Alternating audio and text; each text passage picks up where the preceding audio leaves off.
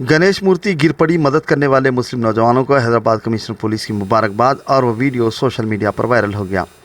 यूसुफगढ़ division Lakshmi Narasimha नगर में मुकामी जहांगीर खान मस्जिद के करीब एक गली में गणेश मूर्ति बिठाई गई थी। 28 सितंबर की रात जब डीसीएम में विसर्जन के लिए मूर्ति को ले जाया जा रहा था तो अचानक मूर्ति बरखी तारों से टकराने के बाद गाड़ी से गिर पड़ी। करीब में मौजूद मुस्लिम नौजवानों फ़हीम, ज़फ़र, वसीम, मुबशिर, मुदस्सिर और दीगर ने फ़ौरन गाड़ी में मौजूद नौजवान ख़वातीन की चीखों पुकार सुनकर गाड़ी के पास पहुंचे और मूर्ति को उठाया। उन्होंने मूर्ति की जद में आने वाली 2 ख़वातीन की भी जान बचा ली। इस वाक़े का वीडियो सोशल मीडिया पर वायरल हो गया। सिटी कमिश्नर पुलिस सीवी आनंद ने इस वीडियो को ट्वीट करके मुस्लिम नौजवानों को मुबारकबाद दी और कहा कि ये है गंगा जमनी तहज़ीब।